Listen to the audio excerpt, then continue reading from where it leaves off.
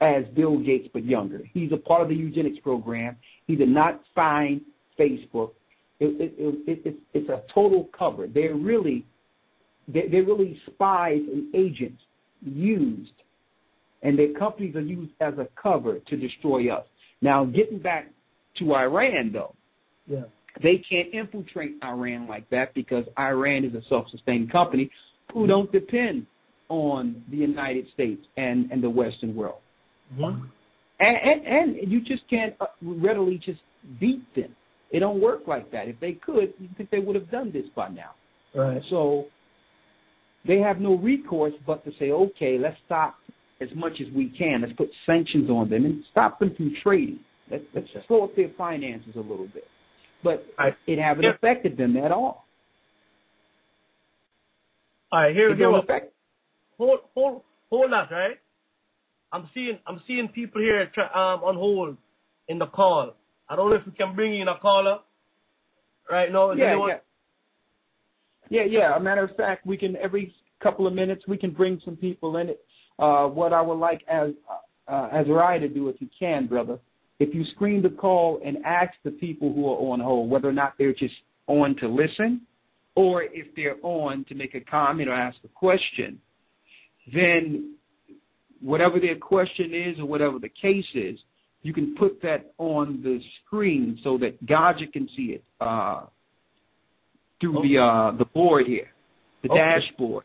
Okay. And then we can pull people in based on whether or not, because some people called in strictly to listen.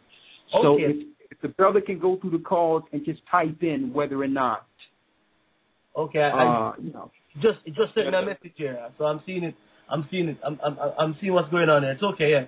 No problem. The way it works is everybody you see on here, they called in to listen.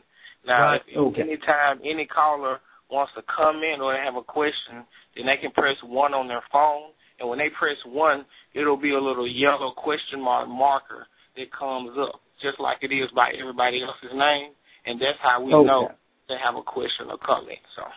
Okay. All right. Okay. All right. So you see the Gocc. So you see the dashboard, correct? I'm looking right on it now. Yeah.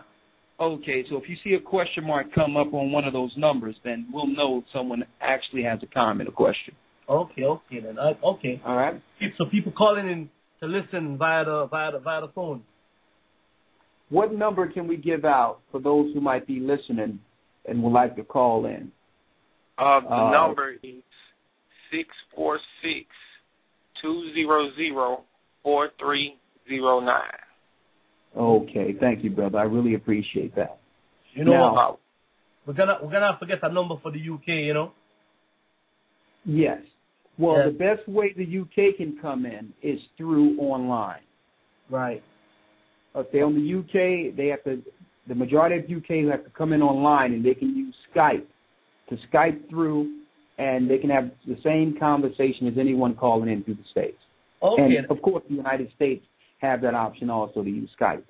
Right. All right. All right, man. Cool. Sorry. So get back to the earthquake, Gocc. Yeah, man. Yeah, I was seeing that in the news, in the news the other day, and you know, based on you know what we spoke about a few shows back, when we're saying that you know they use the HARP system in these places to generate you know these earthquakes. You understand? Yes.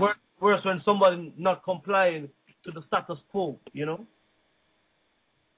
So well. And what you're saying is right on. And they're using, because these are, I mean, this whole thing is a proxy war, which means they use all these different weapons as a means, knowing that when boots are on the ground, I mean that's curtains over, that's show's over. So they're using sanctions, they're using earthquake machines, they got the HARP that's set up as a weather weapon that actually causes friction in the earth, and they can set up earthquakes, which is Tesla technology all over the earth. Mm-hmm. Yeshaya warned us of this, knowing that Satan would come down, knowing that he have a short time. In Matthew the 24th chapter, he tells us all the things that Satan would use to look to destroy the elect. And how do we know it's to destroy the elect? Christ told us, fear none of those things that thou shalt suffer. Be not deceived. They're going to throw you into prison. He told us all that in Matthew 24. So all these different weather warfare, the Pentagon, the weaponry that's set up, it's all set up against the elect, the chosen people of the Most High. Mm-hmm. Okay? All the other people that don't believe, they're just people just operating within the earth. The main target is to destroy those who can see, who can understand, who will link in to a higher power to fight spiritually against these demonic forces. And that's their aim. And if you are a country that don't play ball, they will destroy you like they did in Libya. They'll destroy you like they're doing to people in Syria. You understand? Either you play ball, get out of the way, and let them roll over you, or you understand? Yeah, man. But we know that these guys won't play ball like that. They don't play ball. Let me read something in Isaiah 13 concerning that, if you don't mind, real quick. Yeah, man. Go ahead. Let's see. You go to Isaiah 13, 17, it says, behold, it's the Most High Ahia.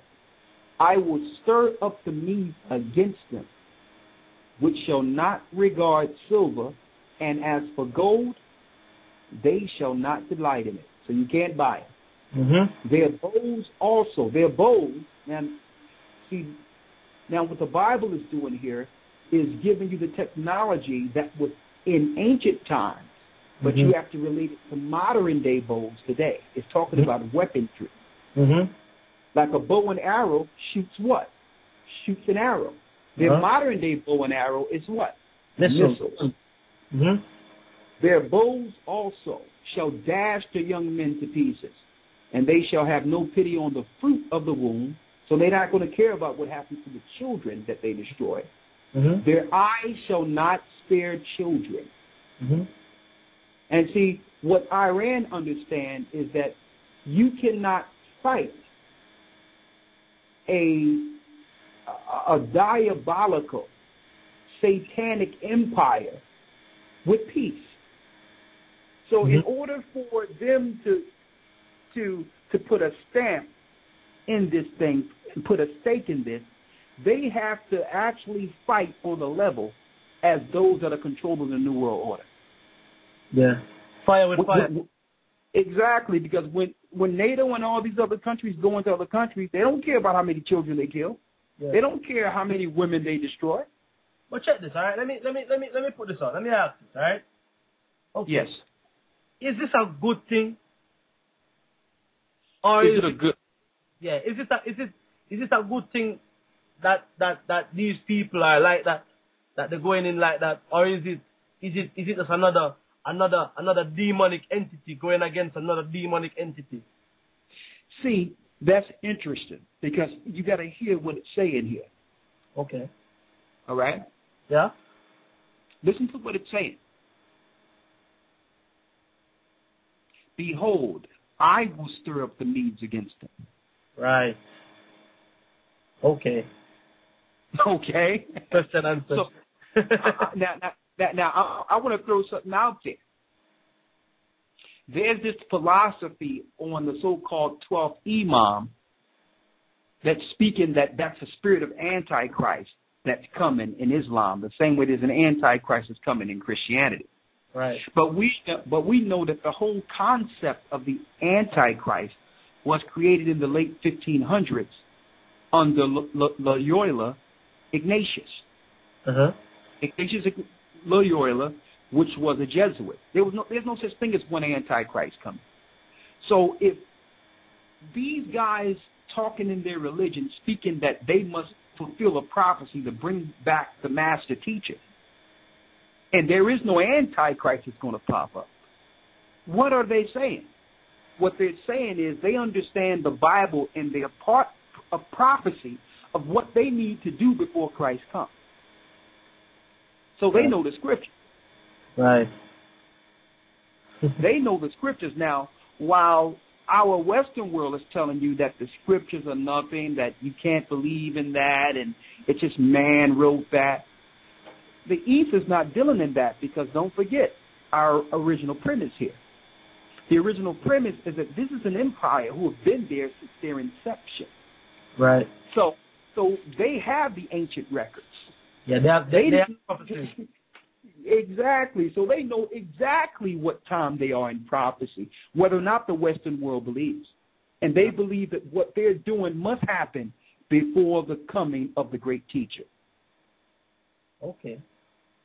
So that's the real spin that people should be talking about, not this other thing that, the Muslims believe an Antichrist is going to come. That's all a Western world spin.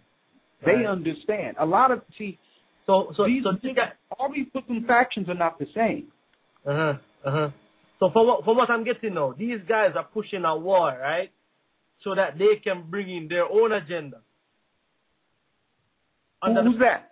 The Medes. They're doing this to bring in. Well, I'm gonna tell you, the Medes are not pushing the war, and that's the whole point. Right. Okay. In order for them to know that there's a higher power behind them, right, they cannot be offensive. It cannot be their fault that this is happening. Okay. They have to totally depend on the fact that they're being attacked and defending themselves and have a reason and have a just reason for war. And they believe that justice will stand on their side. Okay. Opposed to a country that runs around, or a world that runs around, or a military that runs around and kill people without reason. So they're looking for justice on their side. They're not looking to attack or destroy anyone, but they're looking to defend the country that have always been there. And that's why the guy, I'm down with the Most High. All these leaders are going to fall. Let's make this clear. Christ is our leader. Right. But I want to put that out there so that people don't think that I'm behind one leader or the other. They all must fall. But the bottom line is this: Mahmoud Ahmadinejad came straight out. Yeah. He came straight out and said that, listen, Israel is small to us. Who's these people? How did they get there? So he says, listen, we've always been here. We're not afraid of them. Mm-hmm. You understand? And that's because he knows something. Because they have fortified their country strictly for this time. Right.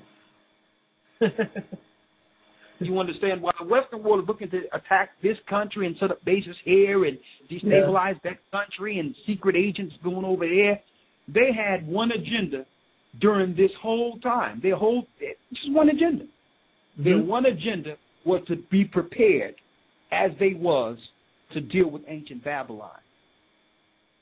Their preparations were for the daughter of Babylon, knowing prophecy. Okay? Yeah, man. So you say listen, I'm not going to say it's all a good thing because, no one wants to go and take a stick and beat a hornet's nest. Right. Because this thing is not going to fare good for a lot of people, including our people. Because they're not going to regard anything once you start messing with them. So that's the point. It's not going to be good. We're going to go through Jacob's trouble, and they're going to they're going to go beat the hornet's nest, and at that time, you'll realize why technology and everything they have in place at the airports and checkpoints, you'll understand why they preemptively put those things out there. Well, you see, it's like you said, it says it here, and they shall have no pity on the fruits of the womb. Their eyes shall not spit children. So, hey. And look what it says after that. And Babylon, the glory of kingdoms, the beauty of the Chaldees' excellency, shall be as when the Most High overthrew Sodom and Gomorrah. That's fire. The 20th verse. it shall never be inhabited, neither shall it be dwelt in from generation to generation.